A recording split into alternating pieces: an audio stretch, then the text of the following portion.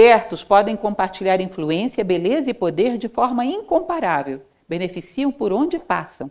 Platão dizia, a melhor coisa que você pode fazer para aqueles que ama é crescer.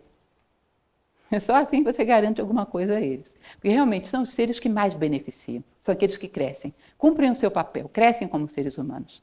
Conquistam luz e deixam uma trajetória de luz. Que é o melhor que o homem pode deixar no mundo. Qualquer outra coisa, muito passageira. Nós estamos falando aqui o tempo todo de pessoas que não deixaram coisas, deixaram luz. Porque isso é uma herança que atravessa o tempo. Fica nesse vídeo que o conteúdo vai te trazer muita, mas muita edificação para o teu autoconhecimento e para o teu desenvolvimento pessoal. Seja muito bem-vindo ao canal Mente Forte 100.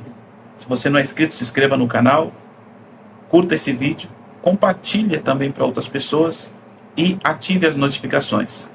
E agora eu vou deixar com vocês a maravilhosa professora Lúcia Helena Galvão. Os 3 caminhos em um. E o propósito dele, sempre gosto de fazer um pequeno resumo para vocês, para que tenham uma ideia central, não é apenas nesse livro, mas em outras obras de Srihan, ele diz que na tradição oriental, o homem que desejava buscar a sabedoria, que a busca da sabedoria ela é como se fosse uma pirâmide. A princípio, na base da pirâmide, você sobe por faces diferentes. À medida que vai subindo, isso vai afunilando em direção a um único ponto. Então, o homem, lembrem disso, temos falado para aqueles que já vieram em outras palestras, para a tradição oriental e muito para a tradição ocidental clássica também, Platão, Aristóteles, o homem parte da ignorância para a sabedoria e esse é o sentido da vida. Necessariamente teremos que caminhar para a sabedoria. Não é uma questão de opção ou de gosto. É o que se espera do homem, assim como a natureza espera a fotossíntese das plantas, a sobrevivência dos animais, a inércia dos minerais, ele espera do homem sabedoria. Então, a evolução humana, o desenvolvimento humano de desenvolver, de desenrolar, de trazer à tona aquilo que ele tem potencial dentro de si, é a conquista paulatina de sabedoria à medida que o tempo vai avançando, para que você saia do tempo de relógio e entre no tempo real. Tempo de relógio, tempo de Cronos, passa a ser tempo de Zeus, eternidade. Quando o homem sai da mera sobrevivência e entra numa dimensão de crescimento humano, de humanização. Então ele entrou numa dimensão de tempo real, de Olimpo. Aliás, para quem não sabe, o próprio Olimpo vem de Elimbus, Elimbus Volnus, aquilo que emergiu do limbo da inconsciência, da ignorância, aquilo que emergiu da obscuridade. Ou seja, é muito clássico, comenta-se que quando você poderia perguntar a um homem grego ou romano o que era, por exemplo, a ética, ele te diria, subir para o Olimpo. A ética ou a moral, dependendo da língua que você está abordando, ele te diria, subir para o Olimpo, chegar à morada dos deuses. Isso simbolicamente está querendo dizer chegar à essência pura do homem, ou seja, a posse de valores, virtudes e sabedoria. E Srihan diz então que essa pirâmide, ela começa com várias faces, segundo a natureza de cada um. Lá na frente tudo funde, mas em geral essas várias faces se sintetizam em 3, que são os 3 caminhos iniciais, que são a sabedoria, a ação e a devoção.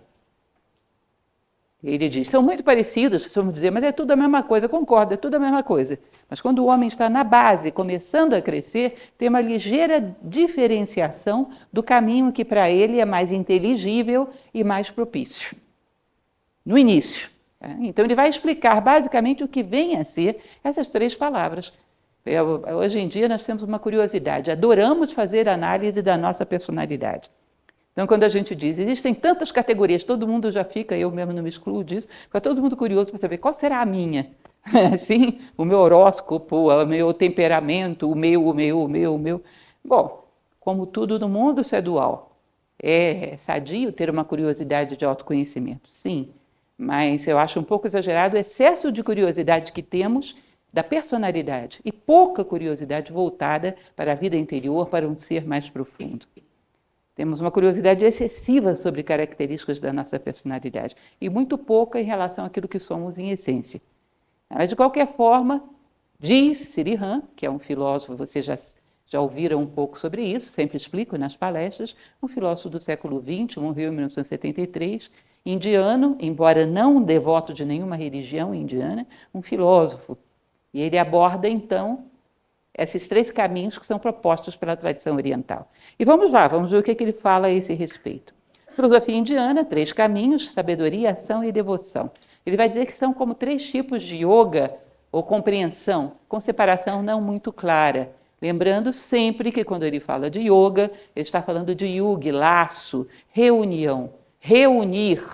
Reunir é um nome bem apropriado, porque já esteve unido em algum momento, está se reencontrando, voltando a encontrar a essência e a aparência, o ser e a sombra, o encontro de céu e terra. Ele diz que yoga tem um sentido muito parecido com o religare, que deu origem, religio, religare, que deu origem à palavra religião. É uma reunião entre céu e terra, entre essência e aparência. Quando o ser passa a ter a sua sombra a seu serviço. Quando os dois não estão um voltado contra o outro, mas existe um encontro, que seria mais ou menos o sentido daquela posição que tantas vezes utilizamos ao orar, né? O encontro de essência e aparência, a manifestação. Então, ele vai falar, inclusive, que o yoga, como muitas outras palavras da tradição oriental, quando chega no Ocidente, se esvazia e é tomado de forma muito superficial. Porque é uma linguagem, um conjunto de símbolos criado para a psique de um homem oriental de um certo contexto temporal. E quando você aplica isso ao Ocidente, o ocidental ele diz, é ansioso, é apressado, quer explicações muito sintéticas, muito rápidas e se livrar disso muito rapidamente. E os conceitos orientais não foram feitos para serem entendidos assim. Eram, em geral, ideogramas. Um ideograma tinha um monte de significados. O homem ocidental fica louco com isso. Ele quer um significado só e simples, palatável, para absorver e rapidamente passar para outro assunto. E quando você pega, então, conceitos orientais como Dharma, como Karma, como Yoga, e quer colocar um significado só, Nirvana, ele fala, é uma negação que se diz do Nirvana no Ocidente. Se diz que o Nirvana é nada. A última coisa que o Nirvana é para o Oriente é nada. Imaginem vocês um Buda lutar para conquistar a sabedoria para depois chegar no nada? Isso é uma interpretação ocidental que gera uma série de equívocos, porque vai gerar materialismo. Se depois da vida vem o nada, por que vou me esforçar para ser melhor? Então ele diz, cuidado com o conceito de yoga, de karma, de dharma, de nirvana, de nidana, de muitas outras palavras que foram trazidas do sânscrito para as línguas neolatinas, anglo-saxônicas, seja lá qual for, com um significado muito reduzido. É melhor dizer não sei, deixar de lado, e continuar trabalhando com termos ocidentais mais acessíveis, ou fazer um estudo mais completo. Então, isso seria a ideia do yoga, e esses seriam os 3 caminhos para trilhá-lo. O Bhagavad Gita, ele vai dizer, tem 18 capítulos. Praticamente cada capítulo do Bhagavad Gita é um yoga. É uma trilha para o homem chegar ao encontro da sua essência, de Arjuna se encontrar com Krishna, que é espírito e matéria, o ser e o parecer. Bhagavad Gita, para quem não conhece, é um grande clássico indiano que tem uma importância do ponto de vista sagrado para eles, que tem, por exemplo, uma Bíblia para o cristão ou um Corão para o islâmico. E hoje é um livro que cada vez mais tem importância pelos 4 cantos do mundo. Então, o Bhagavad Gita tem 18 capítulos, ele diz, os 18 são cada um tipo de yoga. Então, é difícil você dizer, tem 3, tem 10, tem 1000. Cada ser humano, com a sua peculiaridade, vai começar de um jeito próprio. Ele diz que esses 1000 modos poderiam ser sintetizados em 3. No fundo, os canais são 3. Os canais pelos quais o homem sobe. Todas as virtudes são necessárias. Então, é lógico que lá para frente os caminhos vão se fundir. Bom, ele vai começar a falar, então, do caminho da ação. Karma Yoga, na tradição indiana. Karma Yoga é o caminho da reta ação. Imaginem uma coisa que é complicada você falar, mais uma vez para o ocidental, é sobre retidão. O que é retidão? Nós estamos acostumados com uma ética de coerção e não de convicção. Retidão é um elemento que tem muito mais sentido para si próprio do que propriamente uma convenção social. Você não faz porque é pressionado, você faz porque necessita dela. Buda trabalhava com a ideia da retidão como caminho para a superação da dor. Então, a reta ação é uma ação que tem sentido e fundamento na realização do ser humano como tal, e não atender a convenções sociais. Eu já contei muitas vezes, os meus alunos costumam fazer essa brincadeira, que tem aquela frase do Roberto Carlos, será que tudo que eu gosto é ilegal, é imoral ou engorda? Ou seja, eu gosto de tudo aquilo que não é reto, mas como isso gera uma sanção social, eu sou reto, eu não tenho amor à retidão, eu não compreendo nem o que é isso. Conta-se que Tales de Mileto, talvez você já tenha ouvido falar desse filósofo, Na época dele, ele passava pela rua por um conjunto de homens matemáticos que estavam fazendo um cálculo. E ele teria perguntado: o que é que vocês estão procurando? E eles responderam: estamos tentando definir a linha reta, geometricamente o que é uma linha reta. E ele teria respondido para esses homens: o que interessa vocês saberem o que é a linha reta se vocês já não lembram mais o que é a retidão? Quando você dissocia o conhecimento técnico do conhecimento humano, você vai manejar as coisas de forma utilitária e egoísta. E nunca vai entender exatamente o que é a retidão, mas para que ela serve para você. A retidão, ou você a compreende em todas as suas aplicações, no campo físico, metafísico, psicológico, espiritual, ou você não sabe o que é retidão, sabe como usá-la. É o mundo do utilitarismo, o mundo do know-how. Então ele vai dizer que quando a ação é superficial, ela é um movimento em geral caótico. Imagine esse cidadão com esse monte de pegadas. Nós temos uma alienação. Chamamos que o homem de sucesso, o homem eficiente, é o estressado, é o que faz muitas coisas. Ele faz muitas coisas e quando você olha as marcas que deixou no mundo, são desse jeito. Em círculo, em cima da areia. Ou seja, daqui a pouco vai bater o vento, leva essa areia toda e não ficou nada. Não é uma ação que esteja alinhada com um objetivo maior, nem que esteja firmada em algo mais sólido do que a areia. Ou seja, um homem que teve uma vida realmente ativa não é aquele que fez muitas coisas, mas que fez as coisas certas, na direção certa, na direção da superação dos seus defeitos e de conquista de uma progressiva sabedoria, autoconhecimento, autodomínio, autotransformação, que é aquilo que a alquimia medieval chamava da obra em negro, a obra em branco e a obra em vermelho. Ou seja, passos direcionados, ascendentes, alinhados numa base mais sólida do que meramente areia. Isso seria agir. Então, fazer muitas coisas, às vezes, é andar em círculo. E chega um determinado momento que essa pessoa para e olha todas as marcas que ela deixou, que algumas já devem estar se apagando, se não quase todas, olha e diz: eu não fiz nada. Um estresse terrível, uma correria louca, e aí vem um sentimento de vitimização.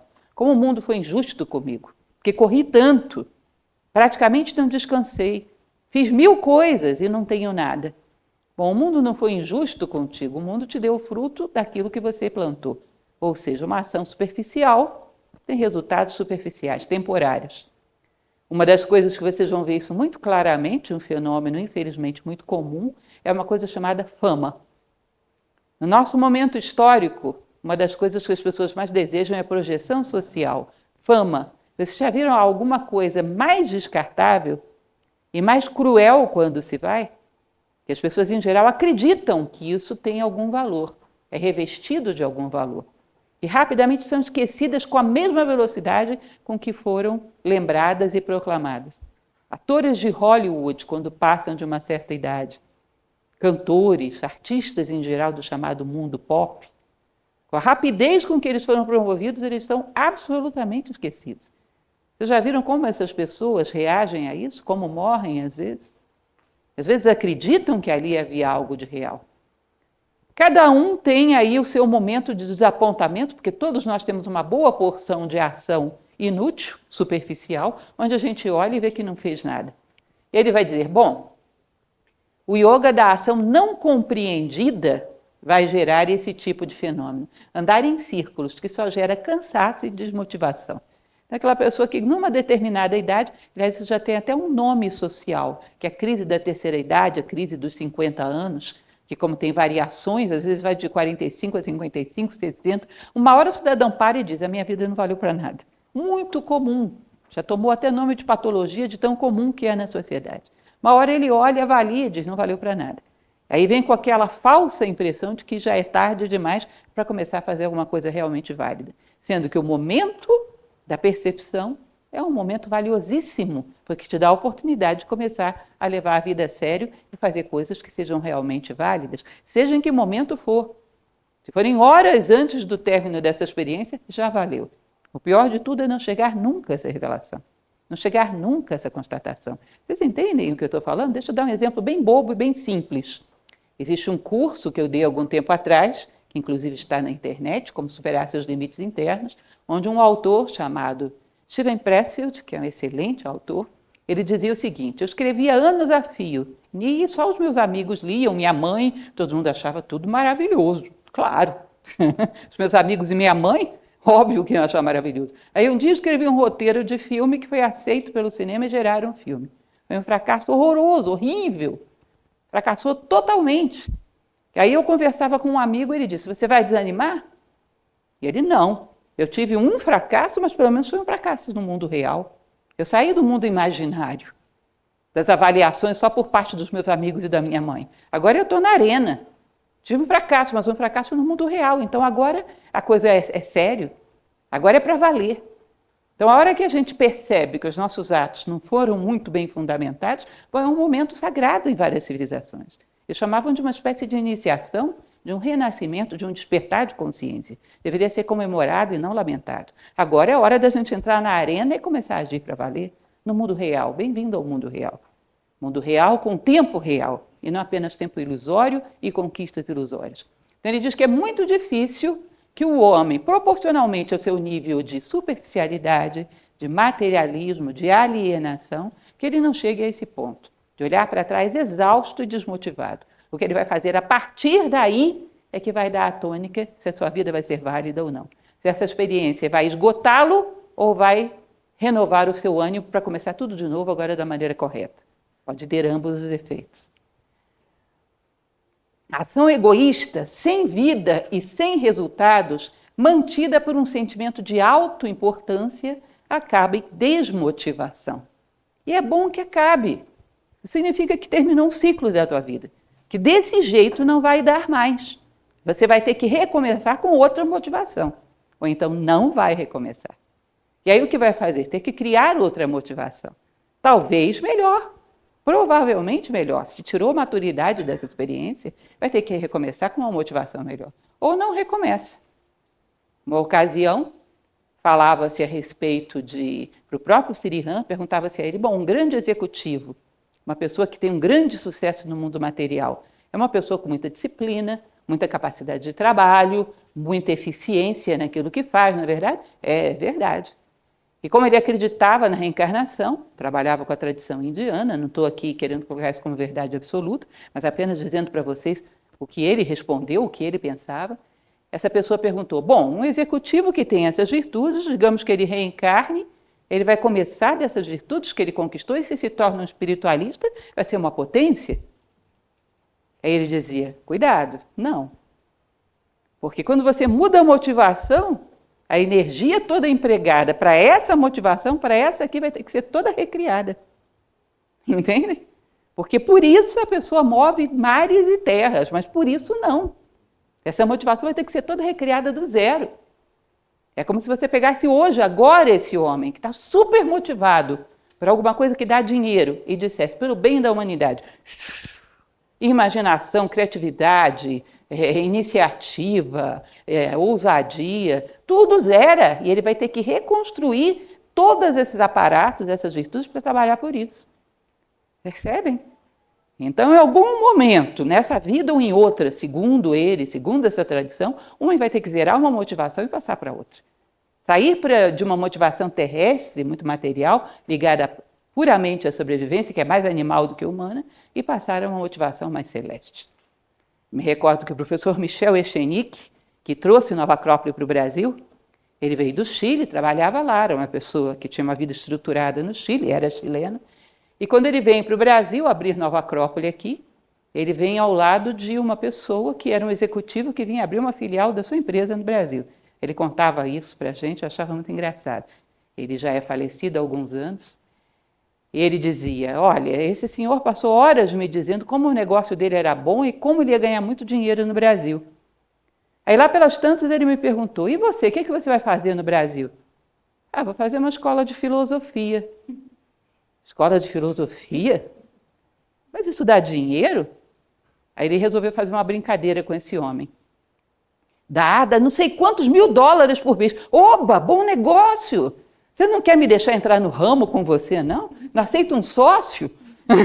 Ou seja, a filosofia que era absolutamente desinteressante há 5 minutos atrás, agora já era um bom negócio. Sabe por quê? Dá dinheiro? É lucrativa? Ou seja, o interesse e a motivação está toda voltada sobre o ter e não sobre o ser. E a troca desses dois focos não é algo simples.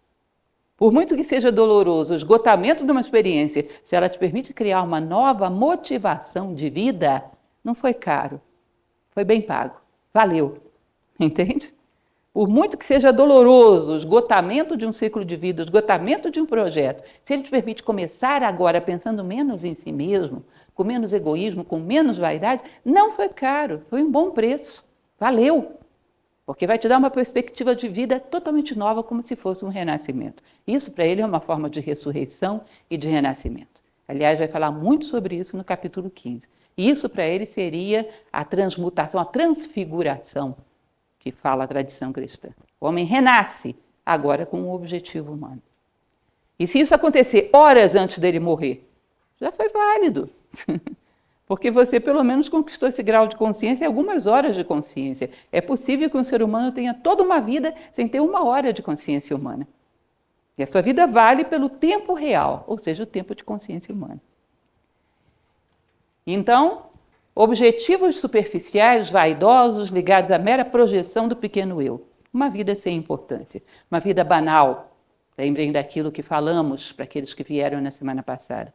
A grande arte do homem é roubar momentos do tempo para a eternidade. Roubar momentos da banalidade para a sacralização, para a função de dar sentido. Que a função de dar sentido para o homem é ser humano, na plenitude da condição humana. BG é o Bhagavad Gita. O Bhagavad Gita vai falar que a ação com entusiasmo e intensidade, sem desejar nada para si, é extremamente rara. Vejam bem, Bhagavad Gita é um livro que tem milênios de escrito, num contexto cultural muito diferente do nosso, Índia. Ou seja, naquele tempo já era muito raro que um homem agisse sem egoísmo e sem interesses pessoais. Sempre foi. A humanidade ainda está procurando por isso e há muito tempo. E provavelmente ainda vai procurar por isso por muito tempo. Não podemos achar que vamos conquistá-lo amanhã, porque isso só vai nos gerar mais desânimo e mais decepção. É um caminho lento de transmutação, passo a passo. E ele vai dizer que quando você explica para as pessoas que a reta ação é ação por dever, isso gera mais uma má compreensão típica do Ocidente. Porque dever é uma coisa muito mal vista hoje em dia. Dever é sinônimo de obrigação, e em geral uma obrigação imposta de fora para dentro, altamente desagradável e feita com uma boa dose de amargura, né? Com má vontade, uma necessidade amarga. Ele diz, dever não é obrigação no sentido pejorativo. Dever é realização, é a fazer aquilo que te dá plenitude, aquilo que te dá direito à paz de espírito, aquilo que faz você avançar um passo em direção ao seu ideal. E o dever, ele não necessita de outro interesse que não realizar-se, porque ele traz ao homem uma compensação que nada nem ninguém pode tirar dele. Esse é o sentido da retação oriental. Não sei se algum de vocês já leu o Bhagavad Gita, que é um livro maravilhoso, vale muito a pena, onde se explica muito bem essa ideia da retação. Imagine que você tem que tomar uma decisão agora. Que considerações você teria que tecer? O que a natureza espera de mim como ser humano? A natureza espera que eu seja justo, e ser justo nesse contexto é fazer isso. Eu faço isso. E o que eu espero dessa ação? Ser humano. O que eu espero dessa ação? Me realizar como ser humano. O que eu vou ganhar, o que eu vou perder com isso? Bom, isso é relevante, não depende de mim. Se as pessoas gostam ou não gostam de mim porque eu sou justo, depende mais delas do que de mim. De mim depende ser justo. A planta, para fazer fotossíntese, não vai perguntar à plateia se eles querem isso, se gostam disso. Já contei muitas vezes para vocês do tomateiro que brotou no fundo do meu quintal, que era uma coisa maravilhosa. A natureza nos dá uma lição com isso. Ele nunca me perguntou, você merece os meus tomates? Para quem tem interesse, eu tenho um blog de crônicas e eu escrevi uma crônica sobre o tomateiro porque eu achei tão bonito o ato de generosidade dele, que já estava todo seco, e ainda o último galinho ofereceu, como se fosse uma mão estendida, 3 tomatinhos. Aí, como todo filósofo escreve sobre tudo e valoriza essas pequenas coisas, eu achei muito bonito esse momento e escrevi uma crônica. Como já falei muitas vezes, acho que alguns já conhecem exemplo. Mas o que eu quero dizer com esse exemplo é que a natureza não pergunta se você merece os tomates dela, as maçãs dela, ela dá. Por quê? Porque a ela corresponde isso. É tomateiro, é macieira. Ela não verifica elementos externos, ela faz aquilo que lhe corresponde. E é feliz sendo aquilo que lhe corresponde. Segundo essa tradição filosófica que Sri Rana defende, que é a tradição filosófica não só do Oriente, mas como já falei para vocês, o pensamento clássico do Ocidente coincide na mesma acepção, cada ser se realiza sendo aquilo que é. A felicidade vem de coincidir com aquilo que se espera de você na natureza. Então, ele vai dizer que a ação por dever, ela é uma ação impregnada de amor, que basta a si mesma. Não espera absolutamente nada. Chegou ao ponto tal de algumas tradições dizerem, quando descrevem a retação, gente, que uma pessoa que age por retação não espera salvação, não espera méritos, nem no céu, nem na terra. Existe uma história da tradição sufista, que é a essência do islamismo antigo, que se diz que havia um sufi, um sheik sufi, que era um grande mestre, muito sábio, que estava andando por um camelo numa montanha e ia um camelo na frente dele com outro viajante. E de repente esse camelo se assusta e arremessa esse viajante na ribanceira. E ele se agarra a um frágil galho e fica ali pendurado pedindo socorro. E esse mestre que ia atrás dele teria pego tudo que ele podia, teria pego roupas, teria pego galhos, tudo para tentar socorrer aquele homem que estava pendente do abismo. E diz que nisso, de repente, se abrem os céus e aparece o anjo Gabriel, que é uma autoridade dentro dessa tradição, e diz: olha, você já demonstrou fraternidade, generosidade, bondade, o caminho da terra está esgotado para você, vem comigo, se abriram os céus para você. E diz que esse homem olha para a montanha, para o viajante que estava pendente lá, olha para o anjo Gabriel, chama o anjo Gabriel e diz para ele: vem cá, não dá para eu trocar o céu por um bom pedaço de corda? Vocês sabem o que significa isso? O que me interessa agora? Ser humano. E para ser humano eu preciso de corda ou de céu? De corda. Então agora eu faço o que me corresponde e depois eu vejo para onde eu vou, para onde for necessário, para onde a minha condição humana me levar. Mas nem céus nem terra tiram dele o intuito de ser humano agora. Isso é ação por dever.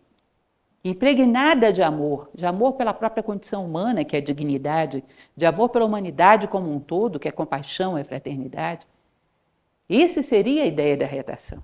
Não é uma obrigação amarga nem arrastada, é a realização em sermos aquilo que nos corresponde no esquema da natureza. Ele diz que esse é o caminho da ação, Karma Yoga. Realiza-se em si mesmo. Não espera que a sua ação tenha ou não tenha sucesso. Isso não depende dele, depende dele fazer aquilo que lhe corresponde. Isso é bela ação livre, feita com amor e com todo o ser. Ação inclui pensar, refletir, ver e ouvir. Com amor temos mais alto ponto de sensibilidade e plenitude. Ele diz que o amor faz com que na ação todo o teu potencial seja levado ao seu nível máximo. Com o amor, a tua ação é impregnada do máximo das tuas possibilidades. As orações que os monges faziam na tradição budista diziam que eu possa dar o melhor de mim e que amanhã eu possa mais do que hoje. Sabe o que significa isso? Hoje vou dar o melhor de mim, mas eu espero amanhã ter crescido. Sabe para quê? Para dar mais. Ou seja, eu amplio as minhas possibilidades por amor, para que a minha ação seja mais potencialmente eficiente do que foi hoje. Então ele diz, imagine que alguém que você ama muito esteja doente em casa, passou mal agora, e alguém te avisa, você tem que correr lá para atendê-lo. Você não vai. O mais rápido que você pode, o mais atento que você pode para não ter um acidente no meio do caminho, o tempo todo pensando o que você vai fazer quando chegar lá, ou seja, já usando a imaginação para decidir rápido quando chegar em casa, não perder tempo. Se possível, já tentando entrar em contato com alguém conhecido, um médico, para já mobilizar uma forma de atender essa pessoa. Você não vai levar ao máximo tudo que você tem nesse momento, porque você ama? Agora imaginem vocês qual seria a qualidade das nossas ações se tudo estivesse impregnado de amor. A máxima imaginação, a máxima atenção, a máxima eficiência, a máxima rapidez de decisões, discernimento. Por quê? Porque o amor leva o homem ao seu teto de possibilidades. E não teria que ser um momento, mas todos os nossos momentos, impregnados de amor, para que nós pudéssemos afiar as nossas ferramentas. Todas as virtudes são ferramentas, para que pudéssemos aprender a usá-las bem. Essa é a ideia. Então, o caminho da ação desinteressada, sem egoísmos e impregnada de amor. Isso seria Karma Yoga. Isso seria o objetivo do homem que sobe a pirâmide pelo caminho do amor. Aí ele vai falar um pouco a respeito da sabedoria, o segundo caminho. Sabedoria não é acumular fatos, mas a maneira como se responde internamente a eles. Exemplo da pedra preciosa. Desculpem, às vezes eu acho que já contei tantas vezes os exemplos que todos vocês conhecem. Mas aqueles que já assistiram uma ou duas palestras minhas, pelo menos uns 10 já conhecem. Esse é um deles, que eu gosto bastante de contar. Imaginem vocês uma pessoa que vê um diamante. A resposta que essa pessoa dá a esse diamante é de igual qualidade à resposta que ele dá a qualquer fato da sua vida. A um conflito, a um relacionamento, a uma perda, a um ganho. Isso aí é um bom exemplo. Qualquer momento da vida é um bom exemplo da capacidade que você tem de responder aos fatos. Ele diz que um homem comum, ambicioso, olharia para isso e diria: quanto vale? Qual é o preço? Por quanto eu posso vender? Será que eu alcanço um preço melhor se vendê-la inteira assim ou se partir em pedaços? Ou se eu já tenho dinheiro suficiente, o que as pessoas vão pensar de mim se eu pendurá-la no meu pescoço? Ou colocá-la na minha coroa? Como eu vou me projetar? Como todos vão me invejar? Ou seja, o que eu posso ganhar com isso? Em nível concreto ou em nível psicológico? Nunca esqueçam que a ambição no nível psicológico é mais difícil de se lidar do que a ambição material. Ou seja, é mais fácil você fazer uma pessoa deixar de ser avaro do que deixar de ser muito vaidoso. Está lidando com planos mais sutis e a ambição do mesmo jeito. Mais volátil, mais difícil de você visualizar e dominar. Então, o homem comum pensaria dessa forma. E o que um sábio pensaria vendo um diamante? Olha que coisa prodigiosa, como é que a natureza produziu isso? Imaginem vocês que uma pedra de carvão e um diamante são compostos basicamente da mesma coisa, moléculas de carbono. Como é que a natureza organizou essas moléculas de uma maneira tão perfeita a ponto de produzir um prodígio de beleza como esse? Será que isso é uma lição da natureza que eu poderia aplicar em mim, em qualquer outra coisa? Eu também sou composto de muitos elementos. Será que se eu encontrar uma harmonia perfeita entre eles, eu não viro um diamante humano? Será que os meus pensamentos, os meus sentimentos, as minhas ações não ficam cristalinos e resistentes e capazes de multiplicar a luz como um diamante?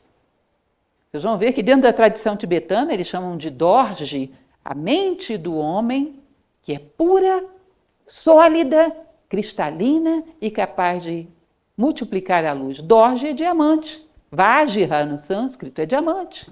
É o homem de diamante. Ou seja, é um simbolismo bastante conhecido dentro das tradições.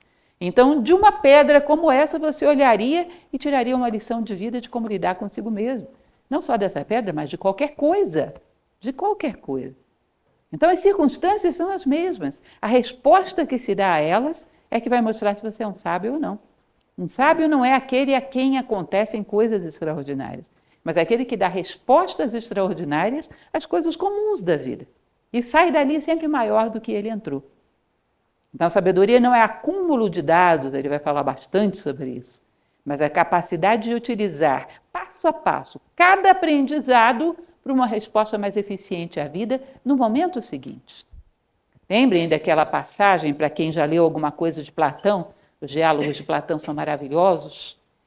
Tem um momento em que Sócrates, que é personagem de todos os diálogos de Platão, que Sócrates mesmo não escreveu nada, tem um desses diálogos em que Sócrates está discutindo com um sofista, o Gorgias. Ele discutia com... não me recordo agora, Cállicles. E ele chegava para esse Cállicles e dizia o seguinte: Cállicles, não fuja do diálogo. Convença-nos da melhor maneira possível. Sabe por quê? Se você me convencer que essa sua ideia, que eu não vejo agora, é mais verdadeira do que a minha, amanhã você vai me encontrar na rua vivendo essa ideia.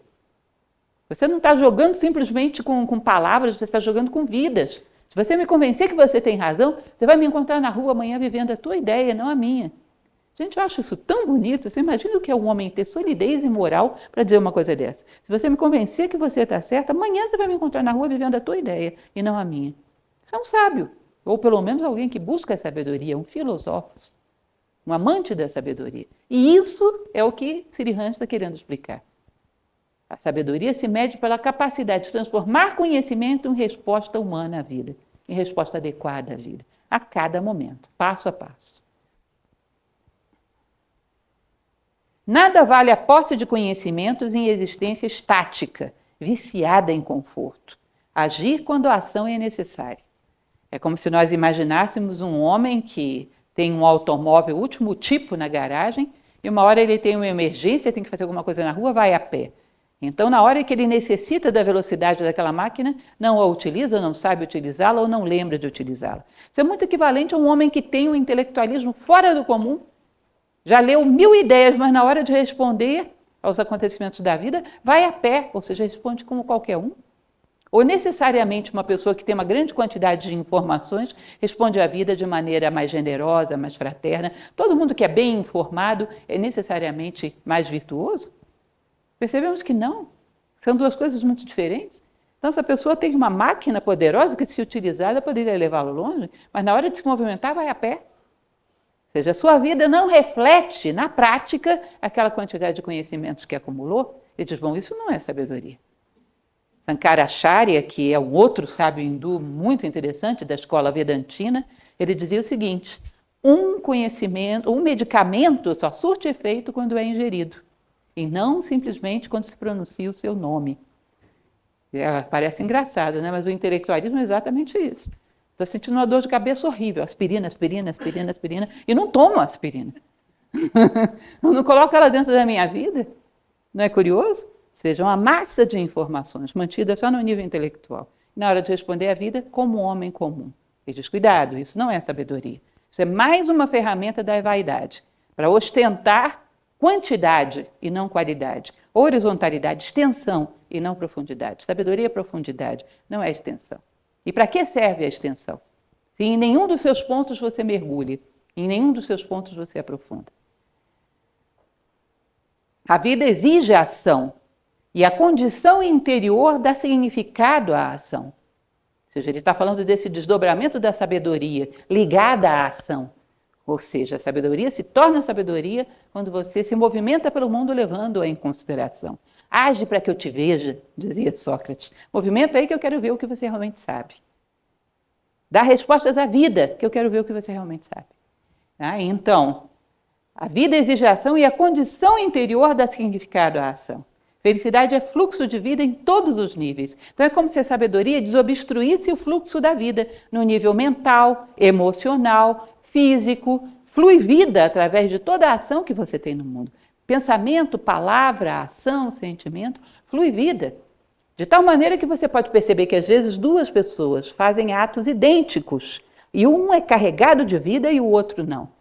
Vocês sabem disso. Uma das coisas que a gente mais percebe isso é na arte. Pianista é uma coisa curiosa. Você está dando toca que é uma beleza, um prodígio, mas você ouve, você só sente vaidade. Às vezes é até um pouco irritante. E talvez uma pessoa tecnicamente não tão prodigiosa te passe um sentimento mais elevado. Nunca sentiram isso? Às vezes tem certos pianistas que parecem batedores de teclas, enquanto que o outro, tocando talvez menos, te passa um sentimento. Astor Piazzolla, uma ocasião, tinha acabado de fazer uma apresentação e disseram a ele, nossa, foi magnífica. Ele teria respondido, muitas vezes eu toco bem, mas poucas eu realmente faço música. Eu achei isso muito interessante. Sabe o que é isso? Através do tocar bem, eu passo alguma coisa para as pessoas que me ouvem. Toco o coração, porque no fundo é esse instrumento que eu quero tocar. Toco o coração daquele que me ouve. Mais do que 1000 palavras sem sentido, vale uma que traz consolo a quem a ouve, diz o Dhammapada budista. Ou seja, através das coisas, eu chego a transformar o mundo, a lançar um pouco de luz no mundo. Ou seja, a minha luz atravessa todos os obstáculos e chega ao mundo. Isso foi uma ação bem realizada. Se não, não. Um mero ruído, que com muito pouco tempo se dissipa, e isso ainda é curioso, porque aquilo que é feito com o coração tende, inclusive, uma perdurabilidade maior no mundo do que aquilo que não é. Se vocês forem ao Egito e tiverem a oportunidade de ver uma cidade chamada Tel El Amarna, não ficou pedra sobre pedra, só tem deserto. Enquanto que outros menores, como por exemplo Bubashi, estão lá. Eu fico imaginando o que fez com que um homem construísse algo numa época histórica tão próxima do outro e uma perdurasse quase que grande parte dela intacta e a outra não restasse nada. Historicamente se diz que isso é um depoimento das intenções que estiveram por trás da ação. As coisas materiais jamais serão eternas, mas correm atrás da eternidade, dependendo do tamanho da intenção que gerou. Então, é uma das testemunhas que se diz da qualidade da ação que flui através de nós em todos os níveis. Faz diferença. Olha como está fazendo diferença coisas que Platão falou. A gente está aqui citando o tempo todo, está fazendo diferença na nossa vida. Viveu há 2.400 anos. Que diferença faz o que a gente falou ontem, semana passada? Quais das nossas palavras alcançaram alguma projeção no tempo? Trouxeram algum nível de luz para nós mesmos e para as pessoas que nos cercam. E isso revela a qualidade da intenção que foi trazida à tona, ou seja, o nível de sabedoria. Eternidade é demonstração de sabedoria. Ainda que a eternidade seja impossível no plano material, mas a durabilidade significa que as coisas estão correndo atrás da eternidade, porque a sua intenção corria. Vida deve fluir como sabedoria, guiada por inteligência livre e não mecanicidade, insensatez. Ele vai dizer que um dos sintomas, por exemplo, da mecanicidade, da insensatez, por muito ilustrada que ela seja, é não ser capaz de reconhecer nenhum tipo de grandeza. Seja ela grandeza de bondade, de beleza, de verdade, de justiça, não é capaz de reconhecer. Já pararam para ver historicamente quantos gênios foram reconhecidos pelos seus contemporâneos? Vocês sabem que já foi feita uma pesquisa histórica em relação a isso, né? Grandes gênios, homens que fizeram coisas realmente boas, em média, em torno de 80% deles passaram totalmente anônimos pelos seus contemporâneos. E às vezes discriminados, às vezes negados, às vezes agredidos, alguns até mortos. E muitos desses homens que os cercavam, aliás, a maioria dos homens que perseguiam um artista, por exemplo, eram homens letrados do seu tempo. Homens, para os padrões da época, cultos. Mas realmente tinham sabedoria? Um nível, um pouco de luz dentro de você te permite saber o que é a luz e reconhecer quando ela se manifesta fora. Nada de luz dentro de mim. Bom, eu conheço as coisas pelos rótulos. Não tem rótulo, eu nego. Se vocês assistiram um filme que estava passando bem recentemente em Brasília, não sei se já saiu de cartaz, O Homem que Viu o Infinito. Lindíssimo, para quem não viu, vale muito a pena. Ramanujan é um físico indiano que tinha uma escolaridade básica na Índia e era um matemático genial. Até hoje ainda estão utilizando as suas teorias matemáticas e, em parte, algumas das suas equações até hoje não foram entendidas. Quando ele chega a Oxford, grande parte dos professores o discriminam duramente, era um indiano semi-analfabeto. Um ou dois olham para ele e veem que é um gênio. Ou seja, qual é a qualidade desse um ou dois que o reconhece? Reconhece um indiano simplório, extremamente pobre, era um morador de rua na cidade em que vivia. Reconhecem como um gênio. Você percebe que essa pessoa tem que ter tido algo, algum insight, algum momento de genialidade, algum momento de contato com a luz dentro de si para reconhecer a luz fora? Porque senão é uma mera mecanicidade que não vê nada fora. O seu senso sobre as coisas é extremamente superficial, assim como o seu senso sobre si mesmo. Superficialidade comunica com superficialidade, profundidade com profundidade. Então, a qualidade humana, a capacidade de discernimento, porque assim como ele não reconhece o outro homem, não reconhece as atitudes mais acertadas na sua vida, a palavra certa para dizer com o outro. Não é simplesmente você ter discernimento porque um dia pode cruzar com um gênio, é discernimento porque você cruza com seres humanos o tempo todo. E o tempo todo faz escolhas. E o tempo todo se equivoca. O homem superficial corre o risco de transformar a sua vida num grande equívoco, porque há escolhas a cada segundo. E elas, em geral, são equivocadas, feitas à flor da pele. Os sábios não imitam os demais. Podem estar inativos agora. Aprendem, escutam, mas prontos a agir apropriadamente. A sabedoria serve ao fluxo da vida. Então, um sábio não é um homem que queira ostentar a sua sabedoria para mostrar nada para ninguém. Ele atende ao fluxo da vida. E se surgir a oportunidade, ele pode sim se revelar com grandes atos. Um bom exemplo disso, por exemplo, é um herói. Vocês já devem ter ouvido falar, porque teve um filme sobre isso que falou muito e propagou muito bem essa história, que é daquele alemão chamado Schindler, que salvou vários judeus em plena Segunda Guerra Mundial, colocando a sua vida em risco. Isso, A Lista de Schindler, um belo filme também. E esse cidadão colocou a sua vida em risco e muitas pessoas, famílias, crianças, muita gente foi salva por ele. Agora imaginem vocês, era um homem virtuoso e com uma capacidade de colocar os seus interesses em segundo lugar em relação ao ato humanitário. Aconteceu a loucura do nazismo. Essa sua grandeza veio à tona. Se não tivesse existido Hitler, se não tivesse existido nazismo, talvez nunca tivéssemos ouvido falar de Schindler. Porque ele não faria nada só para a gente saber. Ele não faria nada para se exibir diante do mundo, para mostrar como ele é grande. Ele responderia à necessidade que a vida colocou, da melhor maneira possível. Se não houvesse necessidades extraordinárias, a sua ação seria ordinária. Corajosa, sim, bela, sim, correta, sim, mas segundo o que a lei da necessidade pediria dele. Ele não faz atos sensacionalistas nem exibicionistas. Ele pode facilmente passar desapercebido pela humanidade. Ele tem a preocupação de estar em paz com a sua própria consciência e não de ter uma grandeza que ele mesmo sabe que não tem, reconhecida por quem quer que seja. Porque a característica do sábio, lembram de Sócrates? Só sei que nada sei. É saber que a sua sabedoria diante do universo ainda é pouca. Ele não quer ostentar um conhecimento absoluto que ele sabe que não tem. Então, essa é uma característica, eu imagino um sábio no momento atual, uma coisa que ele não teria nunca era a popularidade. Porque a popularidade hoje cobra um preço caro. Ele jamais pagaria. Não correria atrás disso. Isso, às vezes, eu fico um pouco na dúvida quando se fala demais de certos personagens muito populares. A popularidade hoje... Pode acontecer exceções que justificam a regra, mas a popularidade hoje, em geral, cobra um preço muito caro. Em termos de conduta. Sabedoria e ação bela tem sempre base no amor. Ele vai falar agora da terceira característica, que é a devoção, que também é uma forma de amor. Lembram? Era ação, sabedoria e devoção, os três caminhos. Agora ele vai entrar pelo caminho de devoção. Todos os três têm a ver com amor. E agora ele vai falar que a devoção, obviamente, mais do que qualquer outra, porque devoção é devote, é tender para Deus.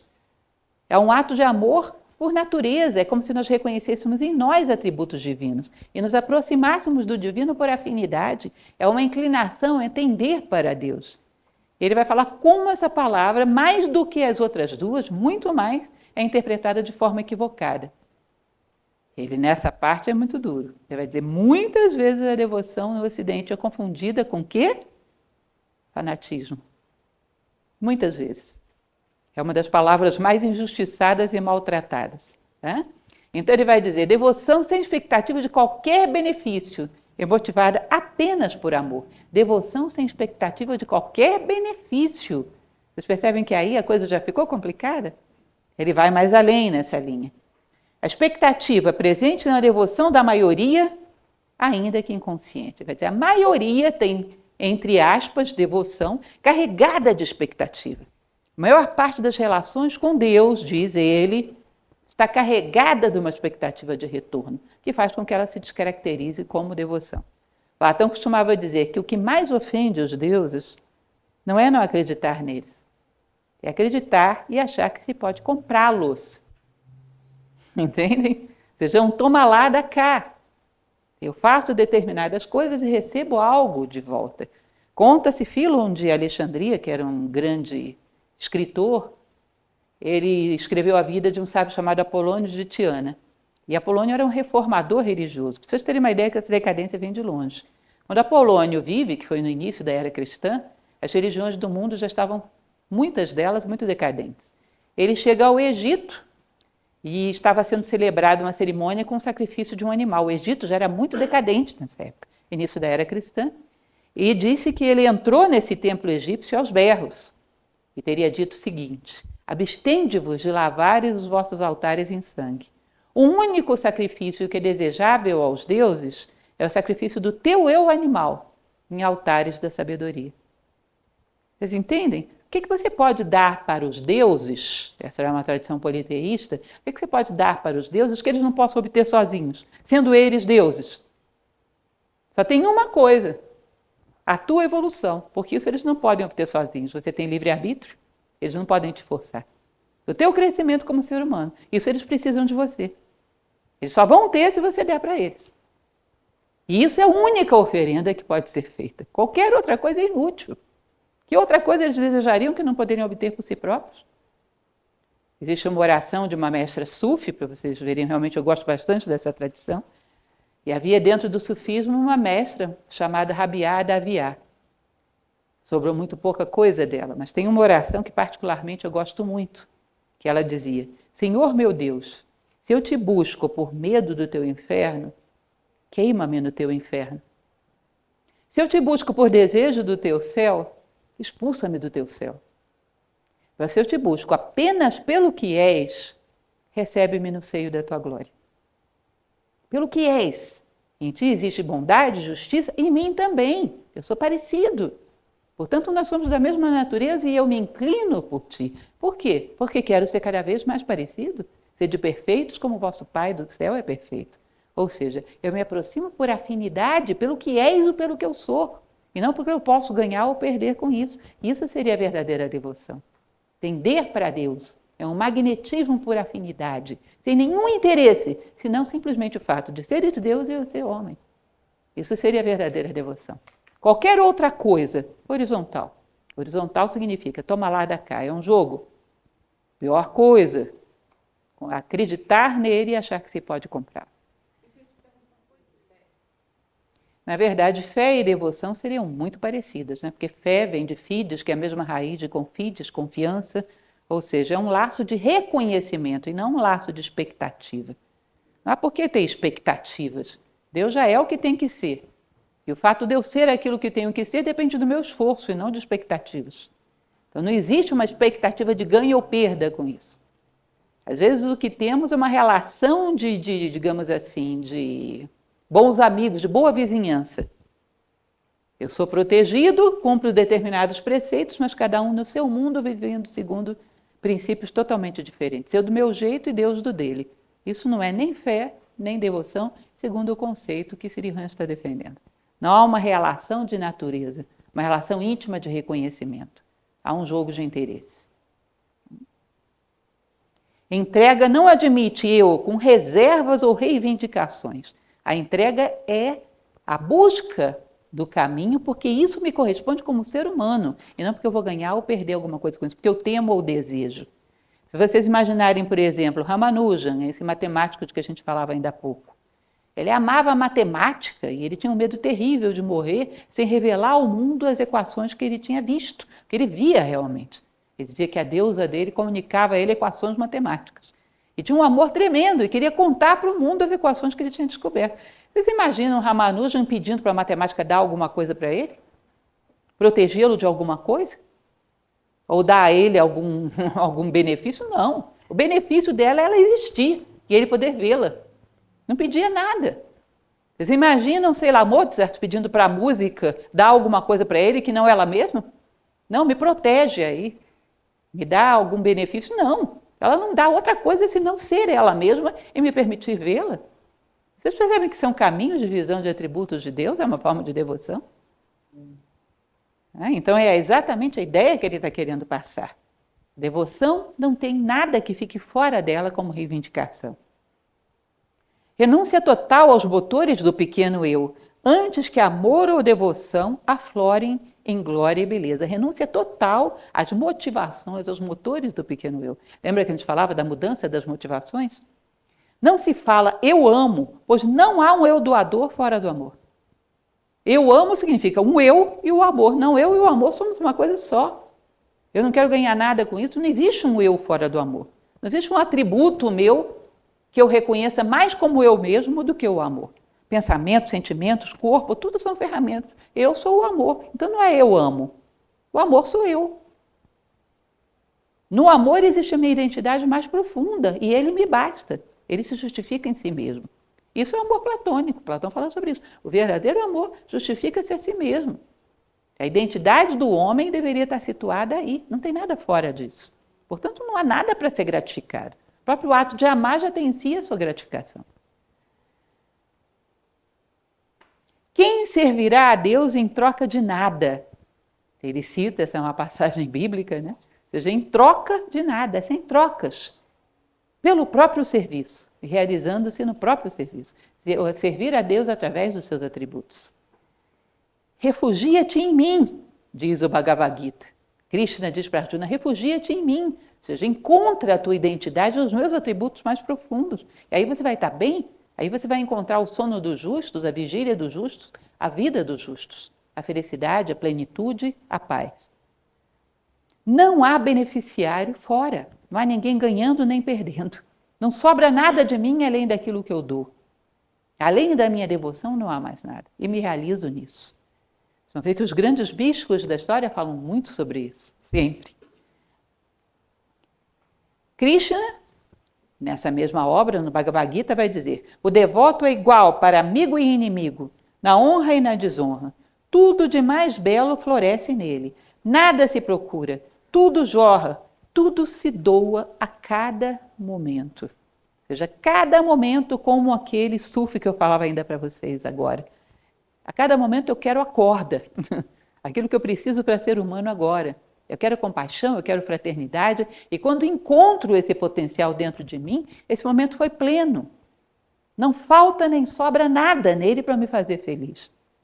Eu não espero nada que esteja além de me realizar como ser humano. Essa é a plenitude, esse é o sábio completo. Você vai dizer, mas como é que a gente chega a isso? É um processo de troca, a filosofia é a busca disso. É a busca da sabedoria. Processo de troca lento, onde você vai depurando cada vez mais o seu gosto. E vai aprendendo a também sentir sabor nas virtudes, assim como sentimos nas sensações.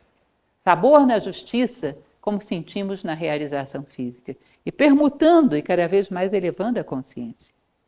Usando todas as oportunidades e criando oportunidades para que o teu gosto vá se depurando.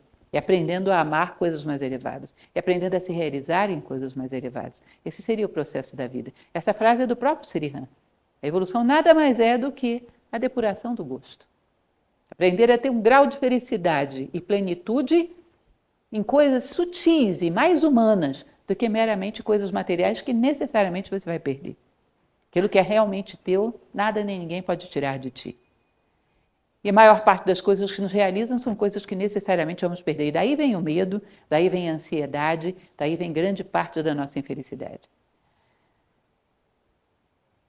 A imagem sagrada pode florescer da pureza do coração e pode se identificar como uma imagem inspiradora de um mestre ou de uma divindade. Então, digamos que você é uma pessoa que o que mais te faz falta nesse momento é um pouco de paz. Talvez um personagem histórico que tem atributos divinos, mas que o atributo principal que ele passa é a paz, te inspire mais. E você começa a colocar isso como meta. Ele fala, por exemplo, da tradição budista. Uma das coisas que mais a figura de Siddhartha Gautama, o Buda, passa é a ideia da paz. Então, esse cidadão é devoto de Buda, mas no fundo ele é devoto da paz através de Buda. Não é um culto personalístico? Porque se ele começa a cultuar uma personalidade, começa a fazer trocas. Digamos que o que eu mais necessito é amor, tenho muita dificuldade de dar o meu coração às pessoas. Então eu pego um personagem histórico que encarna isso, um Jesus Cristo. E me relaciono e tenho uma devoção por ele, mas através de Jesus Cristo, minha devoção é o amor, é um atributo da unidade. Não é um culto à personalidade. Não é um culto a um personagem, ele apenas evoca em mim isso. Eu não invoco para que ele desça e resolva os meus problemas. Ele evoca em mim através dessa imagem que eu tenho de melhor. Eu me elevo a ele. Ele me inspira a algo abstrato, que é a direção para onde ele aponta. Não é um culto à personalidade de quem quer que seja. E ele diz, quem é devoto dessa maneira, reconheceria o outro. Não haveria discriminações.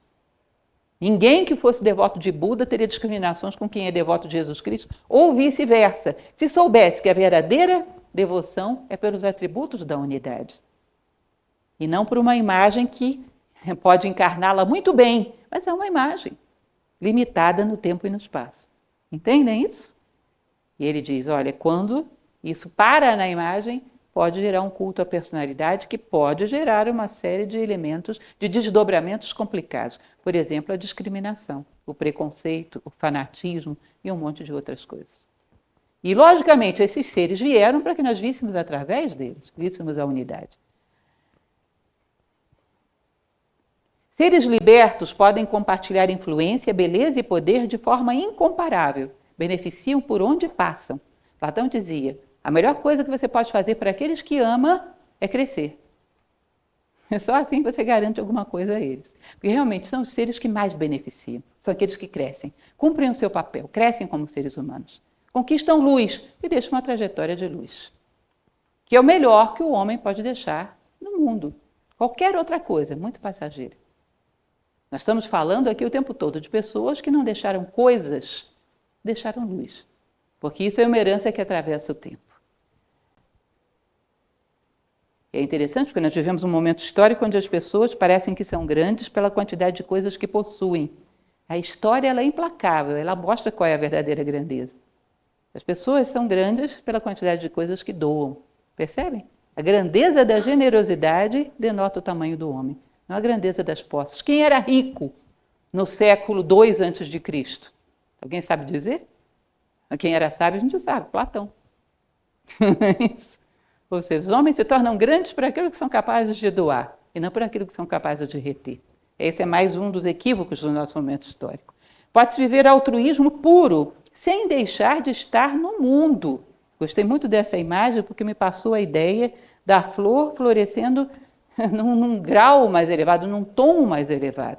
Ou seja, essa frase que é de mestres tibetanos, vinde de vosso mundo para o nosso. Ele não está querendo dizer para você sair da SQS 408, bloco não sei das coisas. Fica onde você está, mas num grau mais elevado de consciência. Isso é vir do vosso mundo para o nosso. Não é sair do mundo, não é morrer, não é perder o corpo físico, mas é simplesmente a tua consciência vibrar num nível mais elevado. Aqueles que já assistiram a palestra sobre o Kybalion, e aqueles que forem ler no ano que vem esse livro com a gente, vão ver que a concepção egípcia é de que o universo, o teu nome interno é uma vibração. O universo se diferencia por vibrações. A vibração mais grosseira da matéria, a vibração mais sutil do espírito. E se você quer evoluir, você acelera, sutiliza a tua vibração. Teu nome interno é o nível em que você vibra. Essa vibração, esse nome interno, você pode estar no mesmo lugar físico, mas deixou de vibrar aqui, está vibrando aqui. O corpo não saiu do lugar, mas a tua consciência está mais sutil. Por isso, na tradição indiana, por exemplo, os mantras, que se diz que era o nome interno dos deuses, era uma forma de vibração. Não tinham valor nenhum se não fossem pronunciados com a vibração certinha. Porque a vibração era o nome de um ser divino. Na época em que a gente ainda sabia o que era isso, né? Porque hoje é uma coisa totalmente exótica, não temos mais tanta sensibilidade nesse campo. Mas o que eles procuravam era isso. Uma vibração que fosse exatamente o nome interno de um ser, que pudesse me fazer aproximar dele. Então, vinde de vosso mundo para o nosso significa ficar no mesmo lugar físico, mas metafisicamente subir. Inclusive, Roger Scruton, que é um filósofo que vive ainda hoje, muito interessante, em inglês, ele diz, nós podemos ser contemporâneos das pessoas, estar no mesmo lugar físico, mas não coetâneos, ou seja, não vibrando na mesma dimensão, mais acima. Isso é o melhor que nós podemos fazer por elas, e nesse sentido ele está copiando Platão, que dizia a mesma coisa. O caminho é transmutação, aflorar de novo ser, e não modificação do antigo. Momentos de beleza e felicidade são prova de que essa natureza existe em potencial no homem. Então ele diz, a melhor coisa que tem para você acreditar em si mesmo é lembrar dos momentos de ouro. Aquele momento em que você ajudou uma pessoa e não tinha nenhum interesse em que ninguém visse, em projetar teu nome, não contou para ninguém, não ficou depois se envaidecendo nem para si próprio. Simplesmente fez, porque sentiu que aquilo era o seu dever. Se você foi capaz de fazer isso uma vez na vida, isso é uma semente. E dessa semente pode sair a árvore da retação, a árvore da sabedoria, a árvore da verdadeira devoção. Se uma vez na vida eu fui capaz de um amor que eu tenho certeza que tudo que eu tinha de melhor eu canalizei e doei. Uma vez, é uma semente, sinal de que essa árvore pode nascer. Porque, na verdade, a natureza humana não é a transformação daquilo que somos agora. É o surgimento de algo absolutamente novo, que está adormecido dentro de nós, uma semente. Por isso é preciso identificar esse mistério, esses momentos raros onde isso surgiu. Porque onde tem semente, um dia haverá árvore, folha, fruto. Buda dizia isso, ele falava, aquilo que será tem que encontrar as suas raízes no presente. Aquilo que é tem que encontrar as suas sementes no passado. Você não pode ter algo que se realiza sem que já estivesse presente em potência desde o início. Então, a potência da condição humana na sua forma mais pura é algo que a gente devia estar procurando dentro da nossa vida e colecionando feito uma joia, porque são as coisas mais preciosas que temos. Quando Gibran, no seu livro O Profeta, fala sobre as moradias, ele fala isso. O que guardas? Por que trancas tanto a porta das vossas moradias? O que tens de tão precioso lá dentro? Tens a dourada fraternidade? Tens a preciosa sabedoria? Se não tens nada disso, está guardando o quê? Entendem? Colocar num cofre de ouro de memórias, aquele momento em que eu fui humano. Porque isso é o momento para onde a minha consciência deve voltar sempre que eu duvidar. E é para aí que eu devo me direcionar sempre que eu pensar onde eu quero chegar com tudo isso. Desenvolver isso, florescer isso. Porque se isso está presente num minuto no momento atual, significa que um dia estará pleno. E eu tenho que saber, quando te perguntarem quem é você, tua memória tem que voltar para isso. Para essa meia dúzia de sementinhas que estão dentro de uma caixinha de ouro da nossa memória. E por fim, a consciência em estado puro e original, identificada com o Uno, ainda que dentro de um corpo particular. Essa união é o mais elevado objetivo do homem. Se começarmos a identificar essa semelhança que nos relaciona com a unidade, de valores, de virtudes, de sabedoria, nos identificarmos com isso e trabalharmos para desenvolver essa natureza humana que está em potência dentro de nós. No final das contas, aquilo que você chama de vida vai se resumir ao sucesso que você teve na sua tarefa. O resto, passos em círculo na areia. Nada mais. O vento leva rapidinho, rapidinho. Por muitos que tenham sido esses passos. Um dia desses estávamos aí com Steve Jobs, que era um cidadão genial. Produziu coisas que mudaram o nosso momento histórico. Ele faleceu um ano depois, o próximo congresso da Apple já tinha superado quase tudo que ele criou. Aperfeiçoado e criado coisas muito mais, digamos assim, cheias de recursos. Mas hoje já está cheio de produtos com mais recursos. Ou seja, o que é duradouro na obra de uma pessoa que produz apenas quantidade, por muito bem intencionado que esteja. Muito pouco tempo depois. E é nada, porque nunca foi. É uma ilusão. E não por vaidade ou por interesse, mas por senso de dever. Deveríamos deixar o mundo um pouco melhor do que encontramos. E dar oportunidade para que as pessoas cresçam através de nós. Nisso se resume a vida humana, de verdade. Nisso se resume o ser humano, o homem, de verdade. E isso deveríamos lembrar sempre. Essa é a concepção de Siri Han, e particularmente estou fazendo essa palestra para vocês porque acho muito bela e concordo, considero muito válida. E deveríamos voltar sempre a esse ponto, relembrar o que estamos fazendo aqui. Sensacional, espetacular. Professora Lúcia Helena Galvão é digna de aplausos. Eu vou deixar o link da descrição neste vídeo, tá bom? Para que você possa clicar e acessar a palestra na íntegra da professora Lúcia Helena Galvão. Também assista os outros vídeos aqui do canal Mente Forte 100 e eu te agradeço de coração por ter chegado até aqui. Então, gratidão, fique com Deus e nos veremos no próximo vídeo.